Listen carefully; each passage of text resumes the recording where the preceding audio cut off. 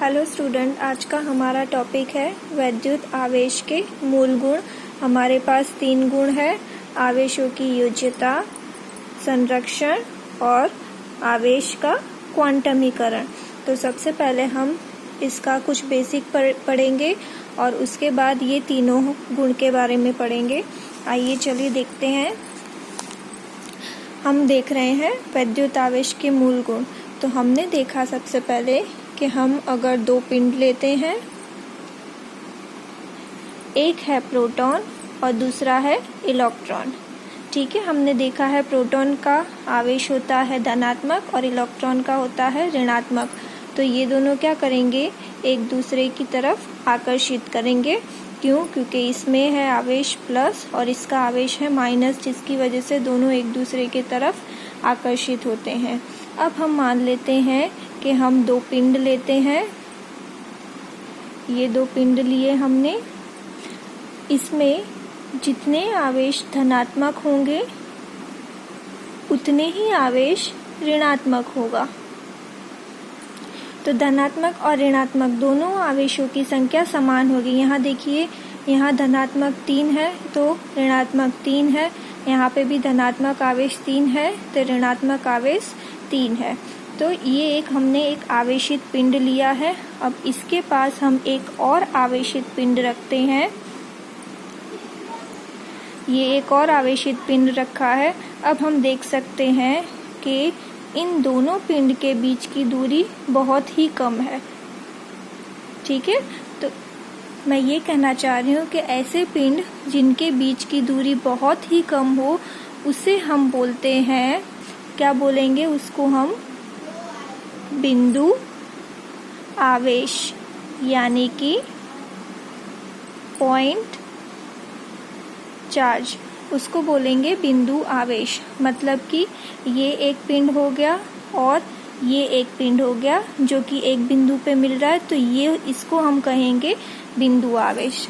ठीक है, एक बार और, ऐसे पिंड जिनके बीच दोनों आवेशित हो और जिनके बीच की दूरी बहुत ही कम हो, उसे बोलेंगे हम बिंदु आवेश। ये हो गया, ये तो बेसिक था। आइए अब हम अपना पहला गुण देखते हैं। पहला है आवेशों की योज्यता। अब आवेशों की योज्यता, इसका मतलब क्या होता है? योज्यता मतलब होता है ऐड करना। इसका मतलब होता है ऐड करना, मतलब हमें क्या करना है? आवेशों को ऐड करना है, डालना है। चलिए देखते हैं। एक हम पिंड लेते हैं। ये पिंड में अभी कोई भी आवेश नहीं है। अब हम एक छड़ लेते हैं जो कि आवेशित है। अब इस छड़ की मदद से हम इसमें ये छड़ को पास ले जाएंगे तो इसके आवेश यहाँ जाएंगे। तो इस छड़ की मदद से इस पिंड को आवेशित करते हैं। तो इसकी मदद से हमने एक आवेश दिया Q1। उसी तरह यहाँ पे एक और छड़ लेते हैं। इसकी मदद से यहाँ पे एक और आवेश दिया Q2। तो ये 2 आवेश दिए। अब ये दोनों आवेश अंदर क्या हो जाएंगे, जाके मिल जाएंगे, मतलब कि ऐड हो जाएंगे। मान लेते हैं कि Q1 है 2 माइक्रोकूलम और Q2 है 3 माइक्रोकूलम। तो अंदर जाके ये क्या हो जाएंगे, Q = Q1 + Q2। मिल गए दोनों, मतलब कि ये हो गए 2 माइक्रोकूलम + 3 माइक्रोकूलम = 5 माइक्रोकूलम। तो समझ में आया आपको दोस्तों? इसका मतलब होता है यहाँ से हमने एक आवेश डाला, यहाँ से एक आवेश डाला, तो ये दोनों आवेश अंदर जाके क्या हो गए, ऐड हो गए, मिल गए, दोनों का योग हो गया। अब ये तो हो गई प्लस की बात। इसी तरह हम एक और पिंड लेते हैं। आपको समझाने के लिए एक और एग्जाम्पल लेते हैं। यहाँ से जा रहा है एक आवेश 2 माइक्रोकूलम का, यहाँ से जा रहा है 3 माइक्रोकूलम का, यहाँ से जा रहा है 5 माइक्रोकूलम और यहाँ से जा रहा है -3 माइक्रोकूलम और यहाँ से -2 माइक्रोकूलम। ठीक है, ये हो गया मेरा Q1, Q2, Q3, Q4 और ये हो गया Q5। तो यहाँ पे कुल आवेश कितना जाएगा अंदर, तो ये हो जाएगा Q is equal to, simple है जैसे हम मैथ्स करते हैं, Q1 plus Q2 plus Q3 plus Q4 plus Q5। अब सबकी जो जो कीमतें हैं वो लिख दो। Q1 है 2 माइक्रोकूलम, Q2 3 माइक्रोकूलम, Q3 है 5 माइक्रोकूलम, Q4 है यहाँ पे आएगा -3 माइक्रोकूलम और ये हो गया -2 माइक्रोकूलम। अब ये +3 -3 कैंसिल, ये कैंसिल, तो कितना बचा 5 माइक्रोकूलम। ठीक है, तो अंदर कितना जाएगा 5 माइक्रोकूलम। तो ये जो हमने पूरा किया ये क्या है, आवेशों की योज्यता। सिंपल याद रखना है कि आवेशों को हमें ऐड करना है। ठीक है, अब इसके बाद हम दूसरा देखते हैं। चलिए, इसके बाद मेरे पास दूसरा गुण है वैद्युत आवेश संरक्षित है। इसका मतलब होता है कि हम कोई भी एक वियुक्त निकाय लेंगे। हमें एक लेना है वियुक्त निकाय जिसमें 2 पिंड है। अब इसमें है 3 माइक्रोकूलम और इसमें है 4 माइक्रोकूलम। तो इस वियुक्त निकाय का टोटल आवेश कितना है, 3 + 4 7 माइक्रोकूलम। इस वियुक्त निकाय का टोटल आवेश होगा 7 माइक्रोकूलम। अब अगर इसमें से एक आवेश यहाँ जाता है तो यहाँ पे क्या बचेगा, 2 माइक्रोकूलम और यहाँ पे हो जाएगा 5 माइक्रोकूलम। अब इसका कुल आवेश कितना हुआ, अभी भी इसका कुल आवेश होगा 7 माइक्रोकूलम।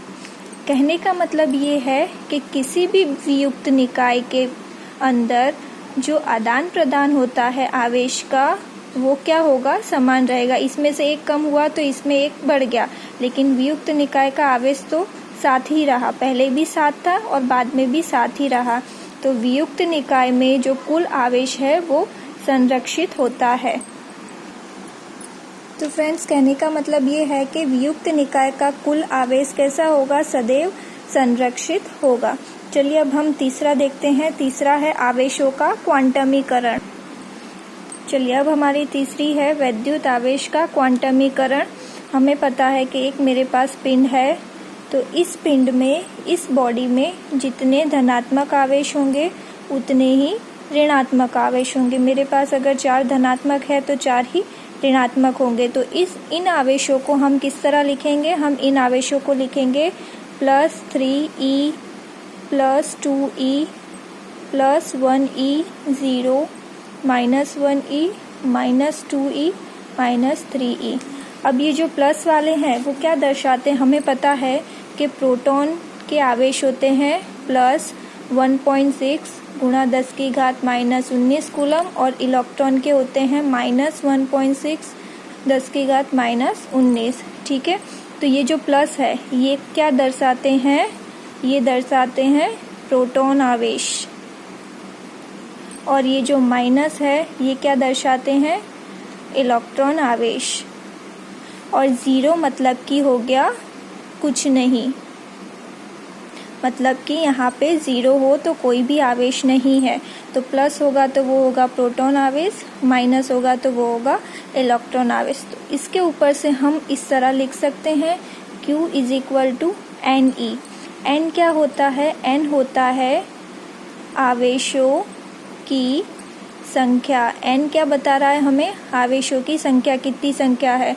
मान लेते हैं, उदाहरण एक लेते हैं 3e, तो यहाँ पे आवेश कितने हैं, 3 आवेश है, तो इसको हम लिखेंगे 3e। तो हमें इतना याद रखना है, इसका ये सूत्र बनेगा Q = NE। N होता है आवेशों की संख्या, पिंड पर जितने भी आवेश हो उतने आवेश हमें लिख देना है और उसे गुणा करना है E के साथ। तो इसके ऊपर से हम लिखेंगे, चलिए इसके ऊपर से हम लिख सकते हैं वैद्युत आवेश सदैव E का पूर्णांक गुणज होता है। इस तथ्य को आवेश का क्वांटमीकरण कहते हैं। और इसके नीचे हम लिख सकते हैं Q = +or- NE। मतलब कि जितने भी हमारे पास आवेश हो उसका गुणज करना है ई के साथ, इसको बोलेंगे आवेश का क्वांटमीकरण। चलिए फ्रेंड्स, आज हम यहीं पे ये वीडियो ख़त्म करते हैं। नेक्स्ट लेक्चर में इसके आगे का टॉपिक सीखेंगे।